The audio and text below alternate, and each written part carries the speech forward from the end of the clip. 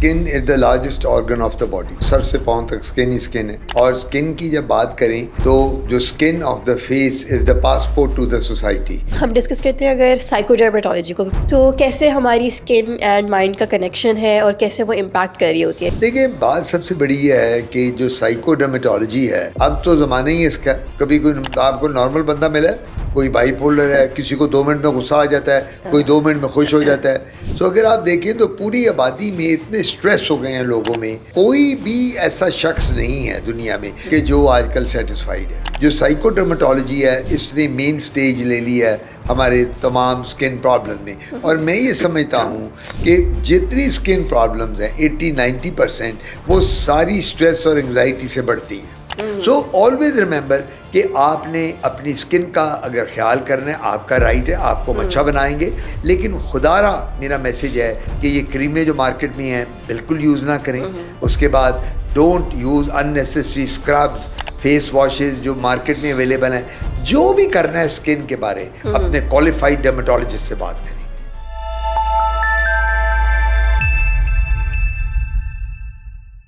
अस्सलाम वालेकुम। आज जो जानी मानी हस्ती हमारे साथ है उनका नाम प्रोफेसर डॉक्टर आतिफ काज़मी है और वो एक्स चेयरमैन रह चुके हैं डर्मेटोलॉजी डिपार्टमेंट के। इसके साथ साथ उन्होंने अपनी सर्विसेज प्रोवाइड की हैं king Edward medical college and university और मेयो हॉस्पिटल में भी। तो वेलकम करते हैं उन्हें। अस्सलाम वालेकुम। वालेकुम अस्सलाम। Thank you so much for coming today. My pleasure. शुरू करते हैं। आज जो बात करेंगे हम डिफरेंट स्किन कंडीशंस को टारगेट करेंगे। इसके अलावा जो आजकल बहुत ही कॉमन चीज़ चल रही है साइकोडर्मेटोलॉजी, उसको भी डिस्कस करेंगे।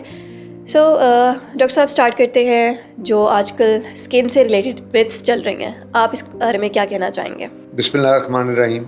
देखिए जी, skin is the largest organ of the body. सबसे बड़ा अगर कोई ऑर्गन है तो सर से पांव तक स्किन ही स्किन है। बेशक। और स्किन की जब बात करें तो जो skin of the face is the passport to the society.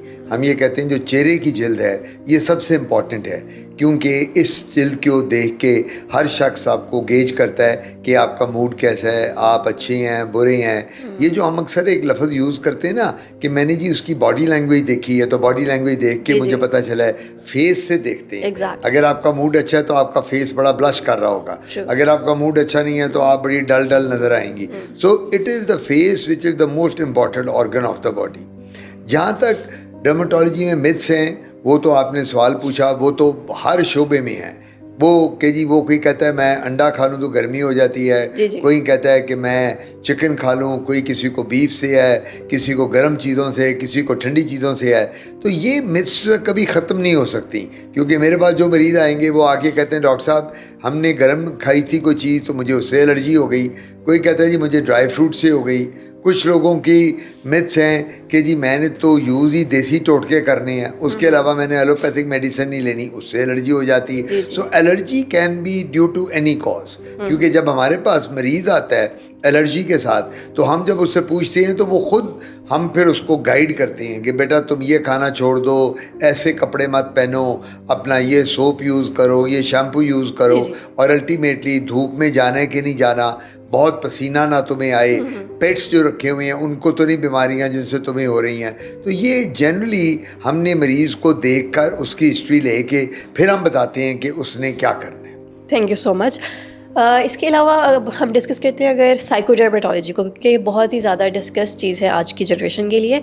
तो कैसे हमारी स्किन एंड माइंड का कनेक्शन है और कैसे वो इम्पैक्ट कर रही होती है, हमारी मेंटल हेल्थ किस तरह बेसिकली स्किन को इम्पैक्ट कर रही होती है। देखिए, बात सबसे बड़ी ये है कि जो साइकोडर्मेटोलॉजी है, अब तो ज़माना ही इसका। कभी कोई आपको नॉर्मल बंदा मिला, कोई बाइपोलर है, किसी को 2 मिनट में गुस्सा आ जाता है, कोई 2 मिनट में खुश हो जाता है। सो अगर आप देखें तो पूरी आबादी में इतने स्ट्रेस हो गए हैं लोगों में, तो वो स्ट्रेसेस की वजह से कोई भी शख्स है, चाहे वो अमीर है, गरीब है, दरमियाना है, फाइनेंशियल प्रॉब्लम हैं, शादीशुदा शख्स को अपने मसले हैं, गैर शादीशुदा को अपने मसले हैं। सो साइकोलॉजिकल प्रॉब्लम्स हर शख्स को हैं। स्कूल में जो बच्चा पढ़ता है उसको भी हैं, बिल्कुल ये भी हैं। जो कॉलेज में बच्चे पढ़ रहे हैं उनको अपने करियर का है, जिसकी फाइनेंशियल कंडीशन नहीं अच्छी वो भी डिप्रेशन में है, वो एक नौकरी छोड़ता है दूसरी करता है, दूसरी छोड़ता है तीसरी करता है। जिसकी बीवी जो है वो ज़रा बड़ी सख्त है, उसको उसका स्ट्रेस रहता है, मेरी तो बीवी बड़ी तेज़ है, हर वक्त मुझे डांटती है ऐसी। सो कोई भी ऐसा शख्स नहीं है दुनिया में जो अरबपति है वो खरबपति बनना चाहता है, बिल्कुल ऐसे ही। जो बेचारा गरीब है उसको रोटी रोज़ी का मसला है। सो कौन सा शख्स ऐसा है कि जो आजकल सेटिस्फाइड है?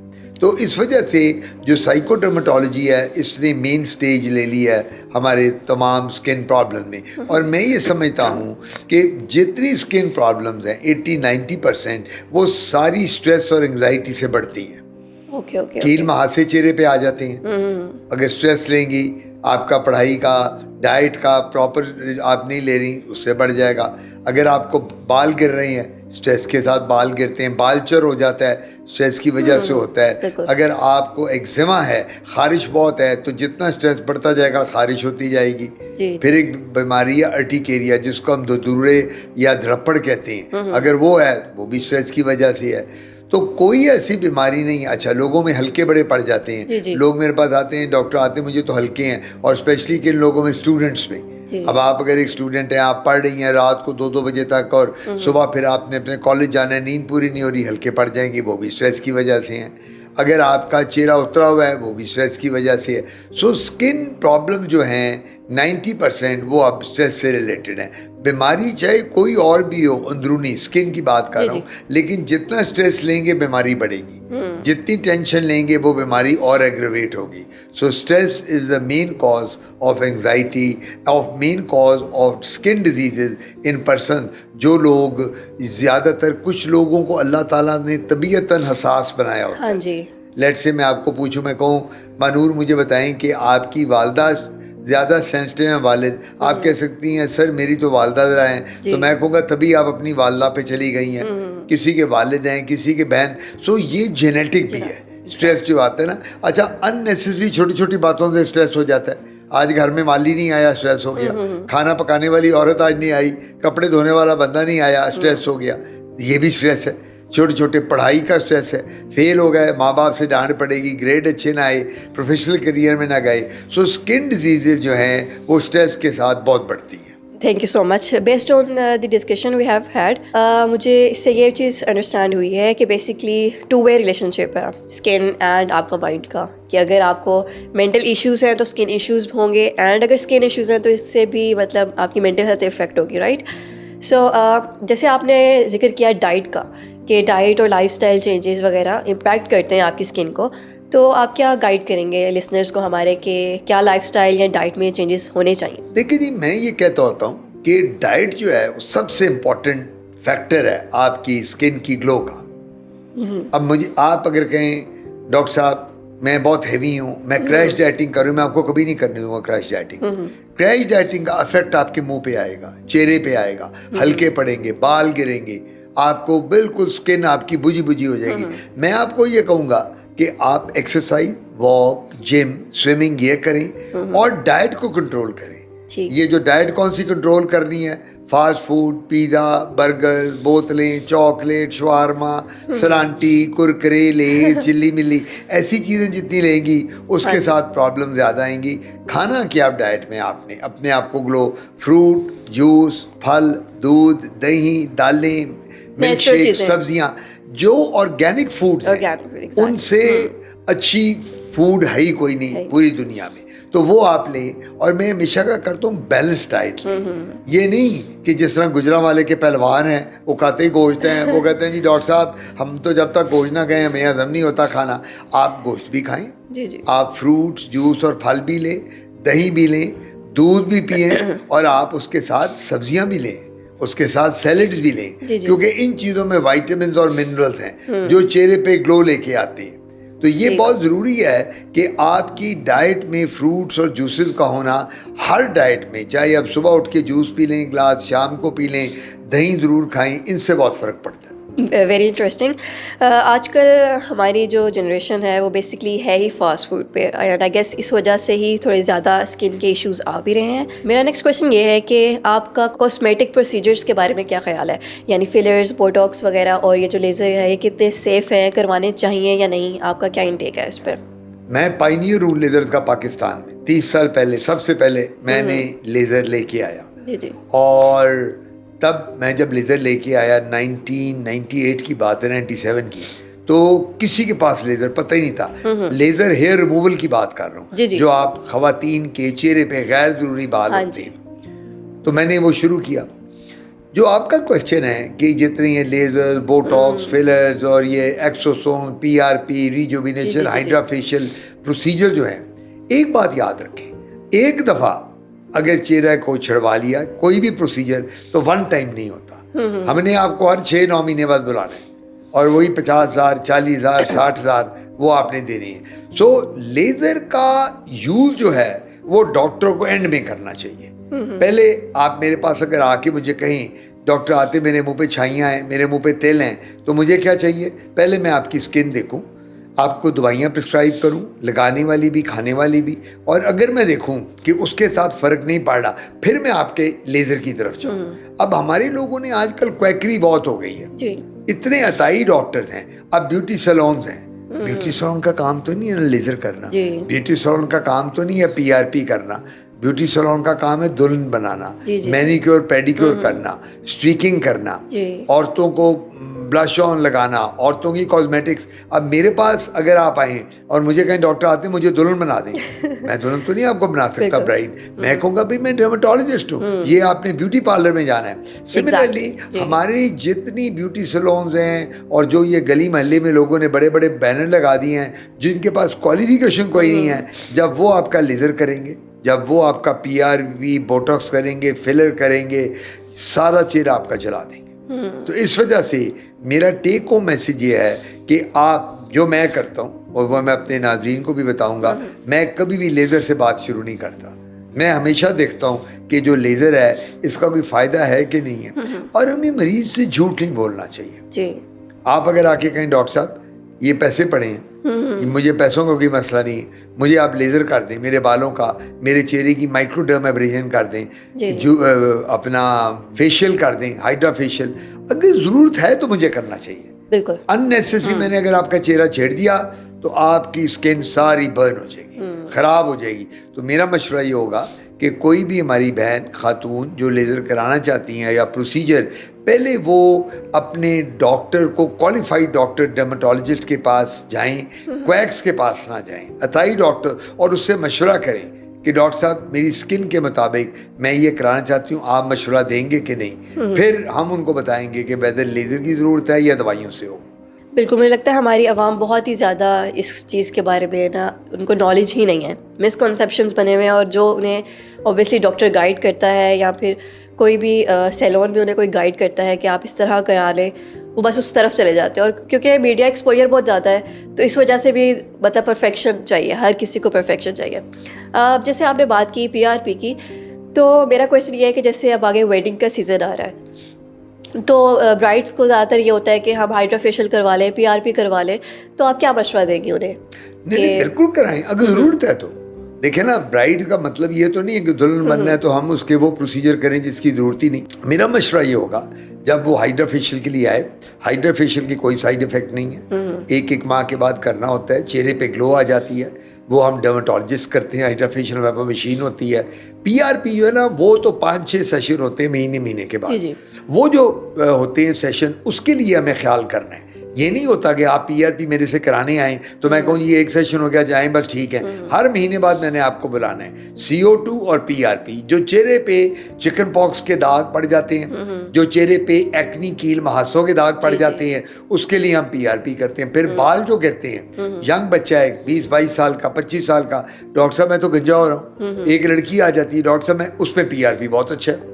अब हम बल्कि PRP के साथ एक्सोसोम्स भी कर रहे हैं। एक ये भी एक है चीज़ आई है जो केमिकल, और अब हम स्टेम सेल थेरेपी भी कर रहे हैं। तो माशाल्लाह अब हमारे पास बहुत ऑप्शन हैं। लेकिन वही वाली आप वाली बात कि शादी से पहले ज़रूरत है तो डॉक्टर को करना चाहिए, अदरवाइज मत करें। चलें ठीक है, थैंक यू सो मच। उसके अलावा आप मुझे ये बताएं कि कॉमन स्किन कंसर्न्स क्या है और कौन से ऐसे अलार्मिंग साइंस हैं कि now you need to see a dermatologist, के कौन से ऐसे अलार्मिंग साइंस? देखिए जी, हर मौसम की स्किन प्रॉब्लम डिफरेंट है। जी। गर्मियों में डिफरेंट है, स्वेटिंग बहुत होती है, सर्दियों में डिफरेंट है, स्किन ड्राई हो जाती है। गर्मियों में आजकल का जिस तरह लाहौर में वेदर है, बरसात है, हब्स हो जाता है, बारिश हुई है, एकदम ह्यूमिडिटी हो गई, उसमें जो सबसे बड़ा मसला आता है कील, महासे, धब्बे, दाने, फोड़े, फिंसियाँ, फंगस बन जाती है, जिसको ददरी या दाद कहते हैं, एक्जिमा बन जाता है, जिसको चंबल कहते हैं, ठीक है ना, बाल गिरने शुरू हो जाते हैं हब्स के मौसम में। उसके बाद क्या कहते हैं, एलर्जी या खारिश हो जाती है, जिसे स्केबीज कहते हैं। तो ये इतनी बीमारियां, वायरल इन्फेक्शन बड़ी कॉमन हो जाती हैं, क्योंकि वायरल में चिकन पॉक्स ये बहुत कॉमन, लाकड़ा काकड़ा, शिंगल जिसे हम हर्पी जोस्टर कहते हैं, इस वेदर में ये बीमारियां बढ़ जाती हैं गर्मी के वेदर में। जबकि सर्दी हो तो उसमें स्किन ड्राई हो जाती है, स्किन ड्राई होने के साथ सर्दी में पानी कम पिया जाता है, बस स्किन पे आपकी डल हो जाती है। तो जो ये बीमारियां एक्जिमा और ये सोराइसिस वगैरह, ये ज़्यादातर सर्दियों में देखी जाती हैं, लेकिन जो बाकी बीमारियां हैं जो मैंने आपको बताई हैं वो गर्मियों में देखी जाती हैं, जिनमें फोड़े, फिंसियाँ, चंबल, दाने, दाद, fungus, viral infection, acne, urticaria, ये इनमें बहुत ज़्यादा हो जाता है। That's quite informative. इसके साथ साथ जैसे आपको पता है कि आपका knowledge is a tele health platform, तो आप क्या समझते हैं कि साइकोडर्मेटोलॉजी के लिए ये कितना फ़ायदेमंद हो सकता है? देखिए, साइकोडर्मेटोलॉजी जो है ना, एक बात याद रखें, मेरा जो उसूल है, जी जी, कोई भी मरीज आता है वो खाली आपके पास दवाई लेने नहीं आता। बिल्कुल। आप मेरे पास आ जाएं आज शाम को क्लिनिक, डॉक्टर आतिफ, मुझे मुंह पे कील है, मेरे मुंह पे छाइयाँ हैं, मुझे तिल हैं, मेरे बाल गिर रहे हैं, तो मेरा ये दवाई तो हर कोई डॉक्टर लिख के, काउंसलिंग मरीज की बड़ी ज़रूरी है जी। आप जब देखो एक बंदा है वो साइकाइट्रिक है जी, उसको हम पागल कहते हैं, बाइपोलर है, दवाइयों से ज़्यादा उसको काउंसलिंग की ज़रूरत है। एग्जैक्टली, बिल्कुल। तो मेरा ये होता है द वे ऑफ ट्रीटमेंट कि मेरे पास जो मरीज आएगा मैं उसको कहता हूँ भाई ये तो दवाइयाँ ये अलहदा रखो, अब मैं तुमसे बात करता हूँ। फिर मैं उसको बताता हूँ बेटा आपका मसला क्या है, कोई अपना जॉब का, कोई घरेलू प्रॉब्लम, फाइनेंशियल प्रॉब्लम, कोई किसी के दूसरे मसले मसाइल हैं, प्रॉपर्टी का मसला, फिर हम उन्हें काउंसलिंग करते हैं। मैं हमेशा ये समझता हूँ कि सबसे बड़ी बात जो है एक डॉक्टर के पास हथियार मरीज को ठीक करने का वो काउंसलिंग है। काउंसलिंग के साथ तो दुनिया बदल जाती है। ऐसा ही है। हाँ, आप मेरे पास आए, आप डिप्रेशन में हैं, डॉक्टर आते मुझे बड़ा मैंने ये नहीं, मैंने वो नहीं, मैं तो खुदकुशी करने लगी हूँ, मैं ये, मेरा क्या काम है? मेरा काम ये आपको वापस रिवर्ट करूँ नॉर्मल पे। मैं कहूँ क्या बात करती हूँ मानूर, और छोड़ो यार, छोड़ दो ये बातें, अल्लाह ताला पे छोड़ दो। और एक बात याद रखो जी, ईमान अपना पूरा, फेथ आपका, ओ सबसे बड़ा, बिल्कुल। सबसे बड़ा डॉक्टर कौन है? डॉक्टर अल्लाह मियाँ, उससे बड़ा डॉक्टर तो कोई नहीं कोई है। नहीं है। 5 वक्त की नमाज पढ़ो, कुरान पढ़ो, तिलावत के साथ, मौका मिले उम्र और हज करो, इंशाल्लाह सब बीमारियां खत्म। सब सही। मैं लोगों को कहता हूँ कि जो लोग साइकोटिक हैं, जिनकी साइकोलॉजिकल प्रॉब्लम्स हैं, जितना वो अल्लाह के नज़दीक होंगे उतना उनको सुकून मिलेगा। ऐसे ही, बिल्कुल। आप जब खाना खावा जाते हैं, मक्का मदीना में हम जाते हैं, तो हमें क्यों सुकून मिलता है? क्योंकि हम अल्लाह ताला से अपनी गुनाहों की माफ़ी मांगते हैं। हम अल्लाह ताला को कहते हैं अल्लाह ताला या नबी पाक जो मैंने गुनाह किए माफ़ कर, और मुझे जो मेरी ज़िंदगी है जो है वो सब अल्लाह तेरे हाथ में है। जब तूने पैदा किया तूने मुझे एक दिन बुला लेना है। तो हमारा ईमान बड़ा पक्का होना चाहिए। और जब हमारा ये फेथ होगा, जिस तरह कलाम पाक में भी है, अल्लाह ताला क्या फरमाता है? अल्लाह ताला कहते हैं बीमारी देने वाला भी मैं हूँ, शिफा देने वाला भी मैं हूँ। तो बात ख़त्म हो गई। तो वो लोग जिनको साइकोलॉजिकल प्रॉब्लम्स हैं, अगर उन लोगों को ये पता चल जाए कि दवाइयों के साथ साथ थोड़ा सा मज़हब में भी रग़बत करें, सब बीमारियां ठीक हो जाएंगी। बिल्कुल ऐसे ही है। आई गेस इससे मेरा एक और क्वेश्चन कवर हो जाता है कि मैं ये पूछने लगी थी कि इमोशनल डिस्ट्रेस जिनको हो रहा होता है स्किन के मसाइल की वजह से, तो आई गेस ये चीज़ उसमें कवर करी है कि आप स्पिरिचुअलिटी अपनी जो है ना उसको अपना हाई करें। बिल्कुल। मैं अब आपको इसी क्वेश्चन ये कहता हूँ, इमोशनल डिस्ट्रेस, मेरे पास बच्चे आते हैं यंग, कील निकले मुंह पे, छाइयाँ पड़ी हुई हैं, हल्के पड़े हैं, वो सुइसाइडल टेंडेंसीज। मैं नहीं रहना चाहता दुनिया में सर। मैंने कहा क्यों?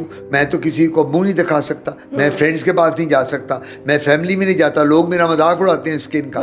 फिर आपका काम है काउंसलिंग करनी। बेटा तुम जवान हो, या पिंपल का क्या है? पिंपल तो ठीक हो जाएंगे, ये कोई ऐसी बीमारी तो नहीं, तो उसकी काउंसलिंग करनी है। इवन आपके पास कैंसर का भी मरीज आए, स्किन कैंसर का, आपने उसको भी ये कहना है कि बेटा जिंदगी मौत तो अल्लाह के हाथ में है। ये स्किन कैंसर में डेथ कब होगी अल्लाह को पता है, तो घबराओ ना, ये दवाइयाँ करो, ठीक हो जाओगे। सो जितना आपने उसको स्पिरिचुअली ट्रीट करना है, उतनी जल्दी मरीज को जल्दी फर्क पड़ेगा। बिल्कुल, थैंक यू सो मच। इसके अलावा आप क्या टिप्स देंगे फॉर हेल्दी स्किन, या फिर क्या रूटीन फॉलो की जाए कि स्किन आपकी हेल्दी रहे और आपको कुछ भी इस तरह प्रोसीजर्स की तरफ ना जाना पड़े? सबसे बड़ी बात है, रात को 7 घंटे की स्लीप होनी चाहिए, जी जी। कम से कम। हम लोग रातों को मोबाइल पे बैठ जाते हैं, हाँ जी। 2-2 बजे तक टक टक टक टक टक मोबाइल पे बैठे हैं, और वो हम सोते हैं 3 बजे, फिर उठ जाते हैं 7 बजे काम के लिए। हाँ जी। तो आपकी नींद गई, हल्के पड़ गए, छाइयाँ पड़ गई, बाल गिरने शुरू हो गए। एक तो ये बात है। नबी पाक क्या करते थे? नबी पाक और हमारे साहबा 7:30 बजे रात का खाना खाया, सो गए। इशा की नमाज पढ़ी, सो गए, फजर पे उठ गए, 7 घंटे की नींद है। और वो कहते थे कि इससे अच्छी नींद कोई नहीं जो बंदा इशा के बाद सोता है और फजर पे उठता है। हमें भी इसको फॉलो करना चाहिए, इस पैटर्न को। दूसरी बात है कि हमें फ्रूट्स, जूसेस और फल का इस्तेमाल ज़्यादा करना चाहिए, बैलेंस डाइट लेनी चाहिए। एंग्जाइटी, स्ट्रेस को दूर करने के लिए मैंने आपको बताया कलाम पाक का पढ़ना और अल्लाह ताला के नज़दीक होना। गोरा करने वाली क्रीमें जो है ना, इनका इस्तेमाल कम से कम करें। बेसिकली मसला ये है, एक तो आपने हाईलाइट कर दिया कि स्लीप, नींद हमारी पूरी होना बहुत ज़रूरी है।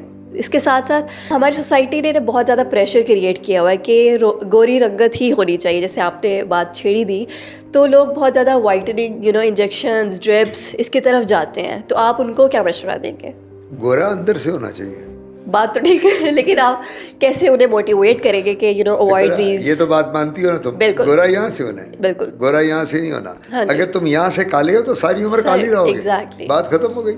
ये मैंने एक जनरल बात की है। जी। अब गोरा करने का, मेरे पास लड़कियां आती हैं, अब मुझे 45 ईयर्स हो गए हैं डर्मेटोलॉजी में, बहुत ही जिंदगी गुजर गई स्किन करते करते। मेरे वालिद प्रोफेसर गुलाम शबीर, अल्लाह बख्शे, he was the founder of dermatology in Pakistan. पहले बंदे, उसको फादर ऑफ डर्मेटोलॉजी कहते थे। तो अब एक जेनेटिक में, अब गोरा करने वाली लड़की आती है, मसलन आपकी तरह की यंग बच्ची है, डॉक्टर साहब सामने वाला, डॉक्टर साहब मेरी मंगनी हो गई है और मेरा जहाँ रिश्ता हुआ है ना, मेरी सास भी गोरी है, मेरा खामिद भी होने वाला गोरा है, मेरी नंदे भी गोरी हैं, मैंने भी उनका मुकाबला करना।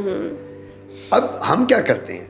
मैं उनको ये कहता हूँ, अल्लाह ताला, हजरत अली का कॉल है, और वो क्या कॉल है? वो ये कॉल है, जब भी अपने आप को कंपेयर करो, अपने से नीचे को देखो। एग्जैक्टली। अगर आप अपने से ऊपर को देखोगे ना, वो गोरा है, वो चिट्टा है, वो 6 फुट का है, वो ये है, वो है, आप तो आप कभी सेटिस्फाई हो ही नहीं सकते।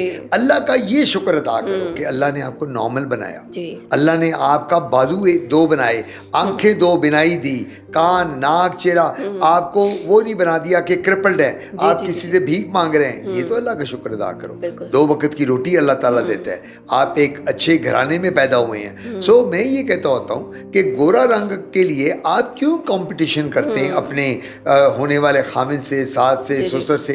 ये आपका कॉन्सेप्ट गलत है। आप क्यों गोरा होना चाहती हैं? हाँ, हमारे पास क्रीम्स हैं, मैं खुद क्रीम बनाता हूँ, मेरे वालिद के ज़माने की जो वो फार्मूला था अभी मैं देता हूँ। आपकी अगर स्किन पे पिगमेंटेशन है, छाइयाँ हैं, हल्के हैं, तिल हैं, मैं वो क्रीम दूंगा, 3 महीने में आपका चेहरा साफ हो जाएगा और आप कहेंगे डॉक्टर साहब मेरे चेहरे पे तो वैसे ही ग्लो आ गई।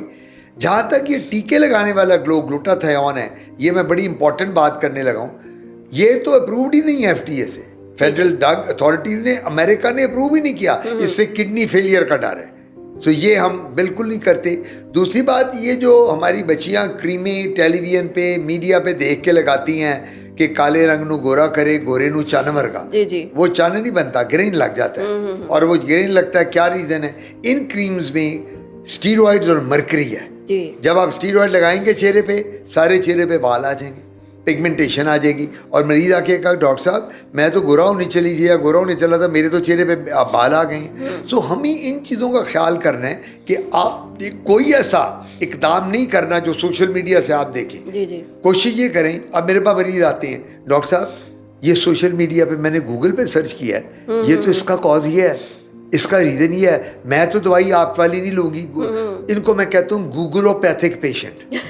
ये हैं गूगलोपैथिक पेशेंट। तो मैं उन्हें कहता हूँ बेटा, मैं कब मेरी जो फीस देने दोगे, तुम ये गूगल से पढ़ते, वहाँ ट्रीटमेंट भी दी हुई है, घर में बैठ के फ्री ट्रीटमेंट लेते, why are you coming to मी?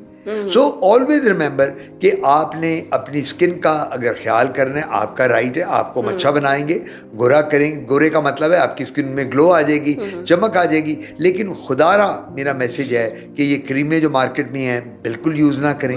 मैं अब यहाँ क्या नाम लूँ उन क्रीमों का, मैं ले नहीं सकता, सारी जो हैं। उसके बाद don't use unnecessary scrubs, face washes जो मार्केट में अवेलेबल हैं।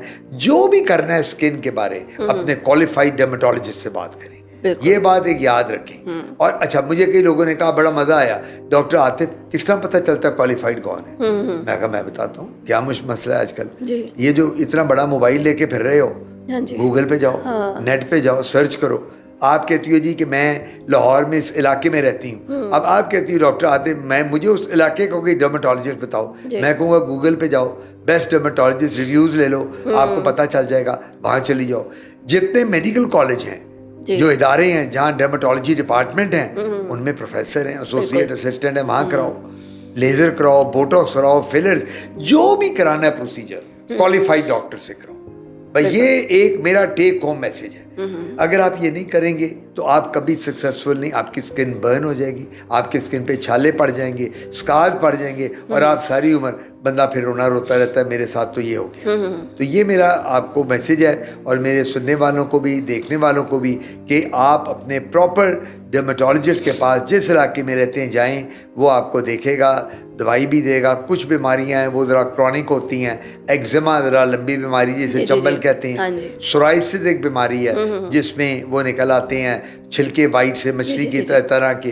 एक और बीमारी है, बल्कि वो भी मैं बताता चलूँ, इंटरेस्टिंग है, विटिलाइगो, जिसे फुलबेरी या बरस कहते हैं, तो वो भी ट्रीटेबल है। कई लोग कहते हैं डॉक्टर साहब मेरे तो बच्चे को विटिलाइगो है, मेरी बच्ची की शादी होनी है, उसको फुलबेरी, लोग कहते हैं, मैं कहता हूँ ले आओ, बच्चे को ठीक कर देंगे। सो अब बीमारियों का इलाज है, लेकिन कुछ बीमारियाँ क्रॉनिक हैं, कुछ बीमारियाँ एक्यूट हैं, हम उनका इलाज करते हैं और इंशाल्लाह मरीज़ को उससे शफा याब हो जाता है।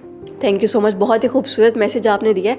इसके साथ साथ जैसे आपने डिस्कस किया है ये बात कि गोरा अंदर से होना चाहिए, बजाय इसके कि आप कंपटीशन में लगें, बाकियों को देखें और फिर फॉलो करें उस ट्रेंड को।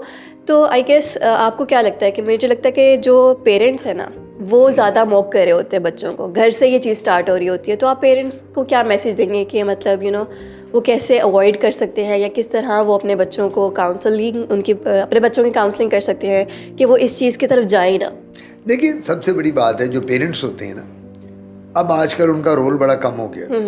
हमारे ज़माने में हमारे वालिद साहब एक दफ़ा डांटते थे, हम दो हफ्ते कमरे से बाहर नहीं निकलते थे। अब ज़रा ये जनरेशन डिफरेंट है। ये जनरेशन समझती है कि जो हमें पता है वो हमारे माँ बाप को नहीं पता। जो हम, अब देखो बच्चे कितने आर्गूमेंटेटिव हैं, आप जाके अपने भांजे भतीजों से आर्गूमेंट तो करो, वो आपको फेल कर देंगे। वो कहेंगे मानूर आपको कुछ नहीं आता, वो मामी चाची पुप्पो आपको कुछ नहीं आता, जो हमें आता है, मैंने कल ये पढ़ा है, आपको क्या पता। ये है कि हम कभी ये जुर्रत कर सकते थे पेरेंट्स के आगे? नेवर। हमारे वालिद वालिदा ने कहना बैठ जाओ, हम बैठ गए, खड़े हो जाओ, खड़े हो गए। हमारा बेटा ज़माना और था, अब ये ज़माना बदल गया है। तो इसलिए बच्चे जो हैं, पेरेंट्स को चाहिए बच्चों के साथ फ्रेंडशिप करें। एग्जैक्टली, सबसे सबसे बड़ी बात है। लेट्स से आप कहती हो एक जिद पे हो, मेरा अब आजकल का बच्चा अगर आप हो तो मैं आपको ये कहूँगा कि आपसे प्यार से बात करूँ, आपको समझाऊँ, रादर देन मैं कहूँ तुम समझती क्या हो, तुम जिद करते हो मेरे आगे, बेटा निकल जाओ घर से बाहर, मैं तुम्हारी शक्ल नहीं देखूंगा। ये एटीट्यूड गलत है। वो मैं कहूँ बेटा बैठो, वो तुम मेरी बच्ची हो, तुम्हारा मसला है, मैं किस लिए हूँ तुम्हारा बाप, फिर मैं तुम्हें उसकी अच्छाई बुराई बताऊँ। अगर तुम्हारी गलत डिमांड है तो मेरा क्या काम है, तुम्हें बैठाया साथ बैठा के, देखो बेटा ये जो तुम बात कर रही हो इसका तुम्हें नुकसान होगा, आगे जाके ये होगा, बाद में ये होगा, मैं एज ए फ्रेंड तुम्हें ट्रीट करूं। जब आप बच्चों को एज फ्रेंड ट्रीट करेंगे ना, आपके मसले ठीक हो जाएंगे, फिर बच्चा आपकी बात सुनेगा, फिर आप जो बच्चे को कहेंगे। जब आप बच्चे को डिक्टेट करेंगे, देखो ना आजकल के बच्चे को जब आप डिक्टेट करेंगे तो वो कहेगा जी मेरे माँ बाप तो हर वक्त डंडा लेके चढ़े रहते हैं, मैं तो जो गूगल पे उस पर देखता हूँ मैं तो वही करूँगा जो मेरी मर्जी है। सो ये बड़ी आपको फ्रेंडली होना है अपने पेरेंट्स, बच्चों को और पेरेंट्स को, फिर जाके आपके मसले दूर होंगे।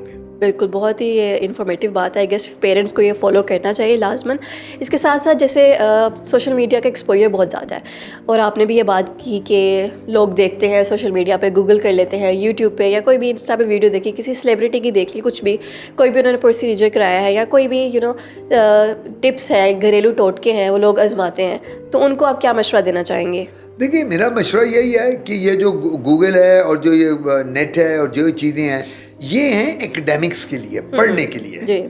मसलन आप एक क्वालिफिकेशन करना चाह रही हैं, आपकी सुबह एक प्रेजेंटेशन है, अपनी जी। यूनिवर्सिटी में, जी, जी। आपने वो पढ़ा किताब से और नेट से लेटेस्ट इन्फॉर्मेशन ली और वो जाके इनकॉर्पोरेट, ये इसलिए होना जी, चाहिए। जी। ये इन चीज़ों के लिए नहीं होना चाहिए कि मैं गोरा हूँ, मैं काला हो जाऊँ, मैं पीला हूँ, मैं नीला हो जाऊँ। जी। ये नीला पीला गोरा काले से कुछ नहीं बनना, ये सब फजूल चीज़ें हैं, 2 नंबर की बातें हैं। दूसरी बात, मेरा टेक होम मैसेज ये होगा कि just rely upon your parents, upon your friends rather than on social media. आपके मसले हैं, जो क्लोजेस्ट फ्रेंड है आपकी उससे बात कर लो, जो सबसे पक्की सहेली है, जो बेस्ट कज़न है आपकी, जिससे बहुत प्यार होता है बंदे को, कहती ये तो मेरी खाला की बेटी मेरी बेस्ट फ्रेंड है, उससे शेयर, अपने मसलों को शेयर करो। अगर माँ बाप से नहीं कर सकते, आपका कोई मसले ऐसे हैं जो आप पेरेंट्स से नहीं initially, share with your friends, share with your cousins जिनकी बहुत क्लोजनेस है, उससे दूर हो जाएंगे। मसलों को दूर करना मुश्किल नहीं होता, मसलों को क्रिएट करना बहुत आसान होता है, वो लोग ये करते हैं। तो मसलों को कोशिश करें कि जो मैंने आपको बताया है कि आप अपने पेरेंट्स से फ्रेंडली हों, उनके साथ बात सुने, हर बात को उनकी निगेट नहीं करना, आर्ग्यूमेंटेशन नहीं करनी। अगर उनकी बात एक सही है तो पेरेंट्स कभी बच्चों के दुश्मन तो नहीं हो सकते। आपके अगर माँ बाप या मेरे माँ बाप या इनके किसी के भी कोई बात कर रहे हैं तो क्या वो आपकी बुराई के लिए कर रहे हैं? कभी नहीं करेंगे। पेरेंट्स जो होते हैं वो तो अपना दिल जिगर आपको काट के दे देते हैं, सारी ज़िंदगी दे देते हैं। और इस वजह से मैं यही कहूँगा कि पेरेंट्स की इज़्ज़त करो, माँ बाप की। हर जगह ये मेंशन्ड है, जो माँ बाप ने कह दिया माँ के पाँव के नीचे जो जन्नत है, ये तो हर एक को पता है, लेकिन बाप भी उतना ही काबिल एहतराम है। तो उनकी इज़्ज़त करो, उनकी हाँ में हाँ मिलाओ और अल्लाह ताला आपको इसका बहुत अजर देगा। बेशक बेशक ऐसे ही है। इसके साथ साथ आप ऐसे जो लोग हैं जिनको मतलब एक्नी का बहुत सवेयर मसला है या एक्नी प्रॉन स्किन है या कुछ भी इस तरह के इश्यूज़ उनको चल रहे हैं प्रोमिनेंटली, मतलब कि फेस पे जो कि बिल्कुल इंटरेक्शन ही हमने फेस से बेसिकली करना होता है, तो वो बहुत ज़्यादा अवॉइड करना स्टार्ट कर देते हैं और ख़ुद को बंद कर लेते हैं। आप उनको क्या मैसेज देना चाहेंगे? देखिए, सबसे बड़ी बात है, फीमेल में, खातून में, यंग बच्ची में, औरत में जब भी एक्नी आएगी तो पहले हमने हार्मोन्स उसके एवेल्युएट करने हैं, उसकी मेंस्ट्रुअल साइकिल देखनी है, देख लें पॉलीसिस्टिक ओवरीज तो नहीं है, गायनिकोलॉजिकल प्रॉब्लम्स तो नहीं है। अगर एक औरत मैरिड है, उसके 3-4 बच्चे हैं, क्या वो बड़े ऑपरेशन से हुए हैं, सिजेरियन सेक्शन से, क्या वो नॉर्मल हुए हैं? फिर हमने उसकी डाइट देखनी है, ये कितने बर्गर पिज़्ज़े शवारमे खाती है, ये कितने दिन में फास्ट फूड लेती है, कितनी फ्राइड चीज़ें, कितनी ये सॉफ्ट ड्रिंक्स लेती है, फिर हमने वो पूछना है। मेल में भी हमने उसका डाइटरी पैटर्न पूछना है और एंग्जाइटी स्ट्रेस को पूछना है कि बेटा तुम्हें पिंपल जो इतने निकल रहे हैं, स्ट्रेस कितना ले रहे हो, डाइट का तुम्हारा पैटर्न क्या है। तो ये चीज़ें जो हैं ये बड़ी ज़रूरी है। अगर हमें इन चीज़ों को इन्वेस्टिगेट करें एक पिंपल के मरीज़ में, तो हम उसकी ट्रीटमेंट कर सकते हैं और मरीज़ को बेहतर कर सकते हैं। जो आइसोलेशन की तरफ चले गए हैं, यानी उसकी काउंसलिंग है। मैंने आपको शुरू में एक बात बताई थी, आपने साइकोडर्मेटोलॉजी की बात की, हर बीमारी उसमें काउंसलिंग है। बिल्कुल। अब एक आइसोलेशन, आप मुझे आती हैं कि डॉक्टर साहब मैं तो बाहर नहीं जाऊंगी, मैंने किसी को नहीं मिलना, मैंने अपनी फैमिली में नहीं जाना, मेरे तो पिंपल्स हैं, मेरे छाइयाँ पड़ गई, मेरे तिल हैं, मेरा क्या काम है? खाली दवाई देना नहीं। मैं आपको बैठाऊंगा तो बैठे मानूर, हाँ जी बैठ गई, बेटे क्या हो गया? वो कुछ भी नहीं, अल्लाह ने इतनी चीज सूरज शक्ल दी है, अल्लाह ने तुम्हें पढ़ाई लिखाई दी है, तुम बहुत अच्छी बच्ची हो। जब मैं काउंसलिंग करूंगी तो मैं हौसला होगा कि डॉक्टर ने मेरी काउंसलिंग की और डॉक्टर कहता है मैं ठीक हो जाऊंगी। तो इस वजह से काउंसलिंग हर जगह चाहिए हमें। जो आइसोलेशन में है उनको भी हमने उनको डिसओन नहीं करना, इंक्लूड करना। हाँ, हमने उसकी ओनरशिप लेनी। हम उसकी ओनरशिप लेंगे तो हम कहेंगे बेटा तुम फिक्र ना करो, बिल्कुल ठीक हो जाओगे, अल्लाह ताला तुम्हें ठीक करेगा। मैं भी दुआ करता हूँ, तुम भी नमाज पढ़ो, अल्लाह से झुको, अल्लाह से माफ़ी मांगो अपने गुनाहों की और अल्लाह ताला को कहो अल्लाह तुम्हें ज़िंदगी से दे। बिल्कुल। आप, मुझे लगता है आधे मसले काउंसलिंग से ही हल हो जाते हैं। मसले होते उतने नहीं हैं जितना हम उन्हें रिसीव कर रहे होते हैं। बिल्कुल ठीक। सो लास्टली मैं ये पूछना चाहूँगी आपसे कि आपका नॉलेज के बारे में क्या कहेंगे और हमारे व्यूअर्स को क्या मैसेज देना चाहेंगे? पहले तो मैं आप लोगों को कॉन्ग्रेचुलेट करूँगा कि आपने इतना अच्छा प्रोग्राम किया। आपने मानूर और जो यहाँ इंतज़ामिया सब ने मुझे बुलाया। आपका नॉलेज एक बहुत अच्छा प्लेटफॉर्म है नॉलेज डिसेमिनेट करने का। लोगों में डिफरेंट डॉक्टर्स आते हैं, वो आके अपनी अपनी बात करते हैं और उनको आपके इस प्रोग्राम से बहुत सेटिस्फेक्शन होगी जी। और वो इजी होके कहेंगे कि भाई आपके नॉलेज में के थ्रू मैंने ये प्रोग्राम सुना, तो मुझे आप उस डॉक्टर का बता दें डिटेल, मैं वहाँ जाना चाहता हूँ या जाना चाहती हूँ। दूसरी बात है, ये एक सदका जारी है। बिल्कुल। ये जब हमें आप बुलाते हैं लोगों को, हम लोग इतने बिजी होते हैं, टाइम ही नहीं जी। होता।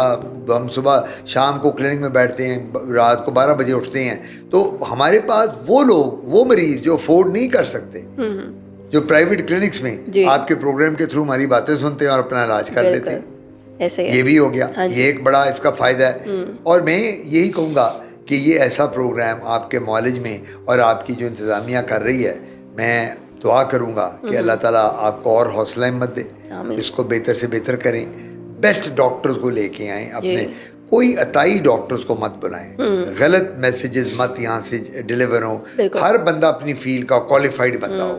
तो मैं ये समझता हूँ कि इंशाल्लाह ये बहुत आप एक नेकी का काम कर रहे हैं, ये एक किस्म की तबलीग है जो आप कर रहे हैं, और इसमें अल्लाह आप लोगों को कामयाब करे। आमीन इंशाल्लाह।